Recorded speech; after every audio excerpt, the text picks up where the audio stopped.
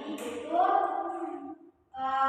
untuk kalian dapat memahami mengenai masalah ekonomi dalam sistem ekonomi ya. Nah, sebelum kita memasuki materi, gua absen dulu ya. Ya,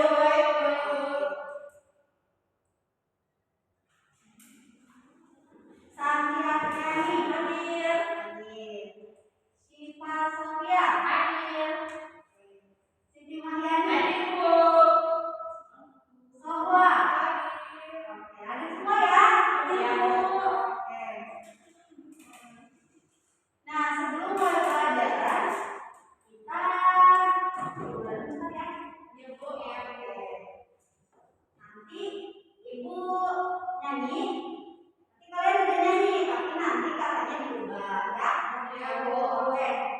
Good morning, my student. How are you? I'm fine. Good morning, my student. How are you? I'm fine. Good morning, my student. Good morning, my teacher. Good morning, my student. How are you? I'm fine. Good morning, my teacher. How are you? I'm fine. Good morning, my teacher. How are you? I'm great. Good morning, my teacher. Good morning, my student. Good morning, my teacher. How are you? I'm fine. I'm good. I'm okay. Oke. Kita mulai masuk ke pelajaran ya. Ya, baik, Bu. Oke. Yaitu kita akan membahas tentang masalah ekonomi dalam sistem ekonomi.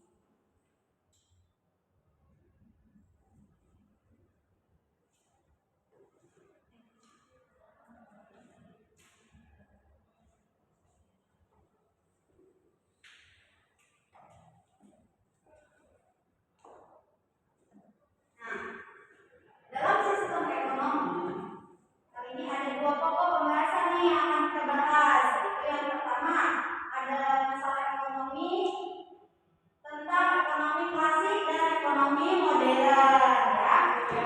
Nah, apa sih yang membedakan antara ekonomi klasik dan ekonomi modern? Kita bahas satu-satu ya.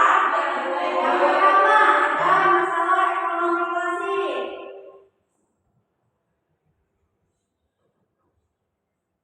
Ada berapa? Ada. Yang pertama produksi. Yang kedua distribusi. Tiga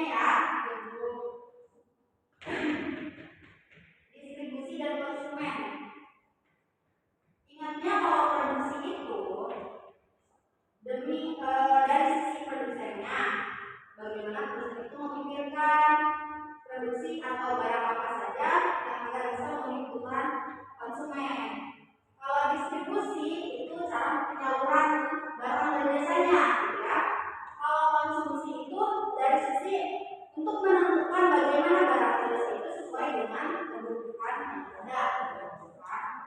Nah, masa yang kedua ada ekonomi modern. Ekonomi modern.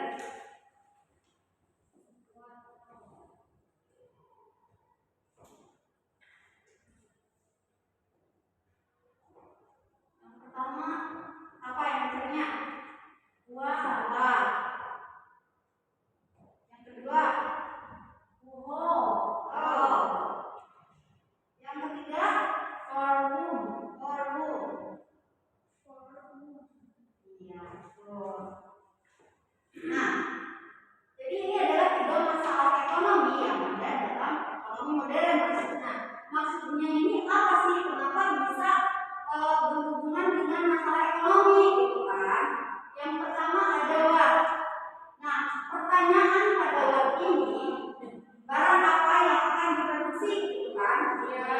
Jadi untuk memproduksi suatu barang itu kita harus jelas sesuai dengan apa yang dibutuhkan masyarakat gitu. Karena sumber daya yang ada itu kan terbatas ya. Tapi kebutuhan manusia itu terus bertambah gitu ya. Ya, jadi kita harus memproduksi barang sesuai kebutuhan masyarakatnya. Jadi di sini harus memikirkan produksi barang apa yang sekiranya memang banyak dibutuhkan oleh masyarakat gitu ya. Ya, misalnya dari pohon nih, pohon itu menghasilkan kertas kan. Nah, produsen itu harus memproduksi buku seperti apa yang banyak dibutuhkan oleh masyarakat gitu ya, biar akhirnya itu ya dipakai gitu ya, tidak membuang-buang sumber daya alam yang ada gitu ya. Karena selain menyebabkan kelaparan itu juga merugikan produsennya gitu kan. Nah, yang kedua itu pertanyaannya bagaimana cara memproduksinya gitu ya. Nah, untuk cara memproduksi ini menekankan pada teknik produksinya, bagaimana cara memproduksi paling efisien. Misalnya nih, yang pertama misalnya pabrik tahu gitu ya, dapat memproduksi 500 tahu dalam satu hari dengan 20 karyawan. Contoh yang kedua, sedangkan bisa pabrik tahu ini bisa memproduksi 1000 tahu dalam satu hari dengan mesin gitu ya. Nah, dari kedua contoh tersebut yang lebih efisien untuk pabrik tahu ini yang mana? 500 tahu dalam satu hari dengan 20 karyawan atau 1000 tahu per hari dengan mesin? Yang 1000 tahu per hari ya, betul. Nah, yang ketiga, sorghum. Nah, kalau sorghum itu untuk siapa barang tersebut diproduksi ya? Ya, betul. Jadi kita memproduksi barang ini harus jelas sasarannya itu apa gitu ya. Jangan sampai kita memproduksi suatu barang itu nggak tahu ini buat apa gitu kan.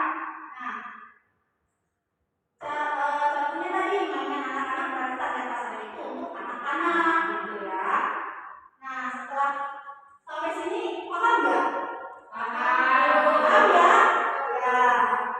Terus setelah kita membahas tentang masalah ekonomi, selanjutnya kita akan membahas mengenai sistem ekonomi.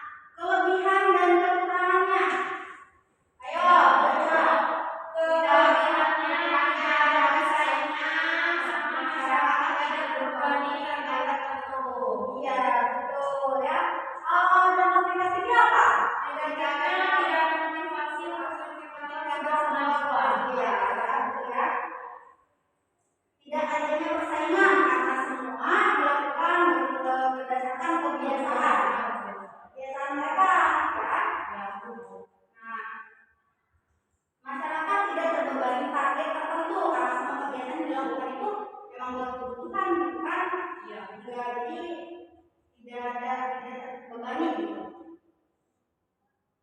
Dan dampak negatifnya tidak ada motivasi untuk menciptakan sebuah kemajuan.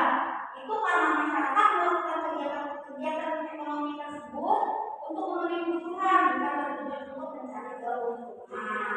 Ya. Yang kedua ada sistem ekonomi komando atau terpusat. Apa sih? Menciptakan sistem ekonomi yang dikendalikan sepenuhnya oleh pemerintah, baik dalam mengendalikan produksi maupun alokasi penggunaan sumber daya. Ya, betul. Jadi sifatnya sistem ekonomi komando ya, ekonomi komando terpusat ini segala kegiatan ekonominya itu dikendalikan sepenuhnya oleh pemerintah. Ya. Jadi segala kegiatan ekonomi kayak sumber daya alamnya, faktor produksinya, gitu ya, itu dikelola oleh pemerintah, gitu ya. Contohnya perhutanan, gitu ya, minyak bumi, air, tanah, itu semua adalah milik pemerintah. Jadi tidak ada masyarakat yang memiliki lahan tani, gitu ya. Misalnya nih pabrik karet gitu kan. Kalau misalnya pabrik karet itu apa sih namanya? Kalau misalnya pabrik karet, pabrik kertas kayak tadi ya, kalau misalnya pabrik kertas itu harus kehilangan atau perhutanan kan untuk bahan baku misalnya kan membuat kertas dari pohon gitu kan. Nah kalau di sistem ekonomi komando ini tidak ada hal seperti itu karena semuanya dikelola oleh pemerintah. Ya. Intinya sumber daya alam yang diproduksi oleh negara hasilnya baru nanti didistribusikan kepada rakyat. Ya, jadi dalam pembuatannya itu nggak ada campur tangan masyarakat gitu ya. Jadi yang mengelola segala sesuatu ini pada sistem ekonomi komando atau terpusat ini itu kewenangan dari pemerintah, masyarakat tidak ada campur tangan gitu ya. Nah, kelebihan dan keuntungannya itu apa? Kelebihan itu masalah ekonomi dapat dikurangi dengan pengawasan dan campur tangan pemerintah. Juga pendapatannya lebih merata. Ya, karena di sini tidak adanya monopoli dari pihak swasta, jadi semua masyarakat itu pendapatannya bisa merata. Karena tidak ada yang melakukan kegiatan ekonominya. Karena segala sesuatunya itu tadi dikelola pemerintah ya. Kalau dampak negatifnya itu apa?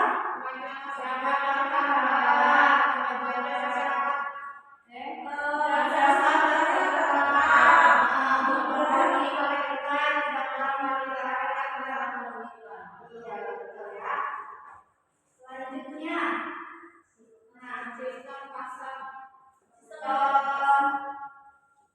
Tadi dalam kelebihan dalam kekurangan komando ya, komando itu ada katanya kemajuan masyarakat itu terhambat kan? Iya. Ada yang tahu nggak kenapa? Karena semuanya ya, semuanya di masyarakat tidak bisa demokrasi itu bebas berpendapat tapi bisa iya benar ya. Karena masyarakat tidak bisa melakukan kegiatan ekonominya masyarakat. Ya, itu buat perusahaan itu kan membuka usaha itu mereka tidak bisa kan? Oke, selanjutnya ada sistem ekonomi pasar atau liberal. Ayo baca. Merupakan sistem ekonomi yang memberikan kebebasan kepada masing-masing individu untuk melakukan kegiatan ekonomi. Ya betul ya. Jadi pada sistem pasar atau liberal itu sangat berbanding terbalik dengan komando dan terpusat, gitu ya. Kalau di sistem ekonomi pasar ini memberikan kebebasan kepada masing-masing individu untuk melakukan kegiatan perusahaan. Jadi di sini pemerintah tidak ada campur tangan sama sekali sama masyarakat. Jadi kebalikannya gitu ya. Gitu. Jadi segala faktor itu bisa dimiliki oleh siapa saja. Iya betul. Nah disinilah muncul para kapitalis yang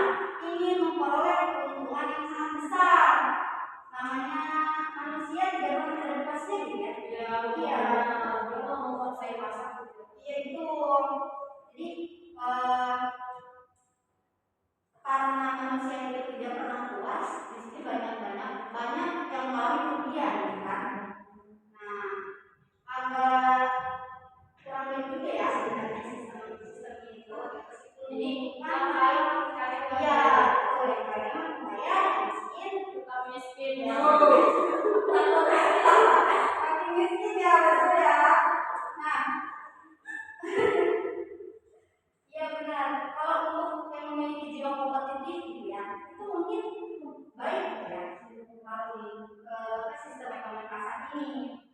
Karena tapi untuk orang-orang yang tidak kompetitif itu bukan karena tadi yang kaya mesti makin miskin. Kelebihan dan kekurangan itu apa? Kelebihan itu masyarakat lebih partisipatif dan kreatif. Persaingan akan menghasilkan kemajuan dan produk yang dihasilkan untuk tinggi. Nah, kenapa produk yang dihasilkan bermutu tinggi? Yang tahu nggak? Kenapa tadi? Tidak tahu. Ya, silakan dari tadi Pak ngomong satu lama silakan. Mungkin karena masyarakatnya ini lebih partisipatif dan kreatif, maka orang-orang berlomba-lomba membuat pasar itu lebih maju gitu ya. Ya, gitu ya. Adanya persaingan gitu ya. Iya. Ada rasa bersaing agar menang pasarnya dia harus memiliki kualitas produk yang sangat baik, kan? Untuk mengandalkan untuk mengalahkan pesaing-pesaing lain, gitu kan? Nah, ini juga disebut untuk berinovasi dan kreatif tersebut, benar ya? Benar, ini memang negatifnya apa? Ketimpangan meningkat karena pendapatan dan pengelolaan produksi yang berlimpah. Adanya monopoli yang bisa merugikan masyarakat. Iya betul. Jadi contohnya itu kayak di sistem ekonomi komando, ya misalnya sumber daya itu kan dikuasai oleh pemerintah. Nah, yang namanya pemerintah itu kan memprioritaskan kepada rakyat. Berarti bisa jadi seperti air digratiskan, gitu ya, diberikan subsidi sehingga harganya tidak terlalu mahal karena pemerintah yang mengelola, sehingga semua masyarakat bisa merasakannya, yang bisa menikmati apa yang dia suka, yang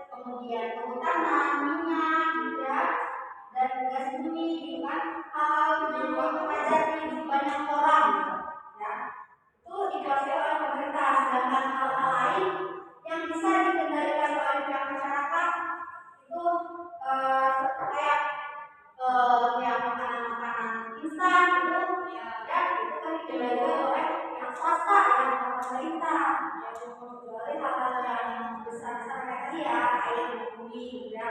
Nah, contohnya negara yang memiliki sistem campuran itu adalah negara kita, negara Indonesia, gitu ya. Nah, kelebihan dan kekurangannya itu apa sih? Kelebihannya, pemerintah dapat memfokuskan perhatian untuk kemajuan sektor usaha menengah dan kecil. Adanya kebebasan berusaha dapat mendorong kreativitas industri. Ya, betul. Jadi seperti itu ya, kalau misalnya kayak gitu, untuk air kan sekarang banyak dikuasai oleh pihak swasta. Jadi di sini agak sulit menentukan batasnya. Sebenarnya itu harusnya dikendalikan oleh siapa gitu ya? Jalan sama masyarakat kita. Nah, jadi di sini ada keseimbangan antara campur tangan pemerintah dan pihak swasta atau masyarakat gitu ya dalam ekonomi campuran ini. Ada yang ditanyakan? Sudah.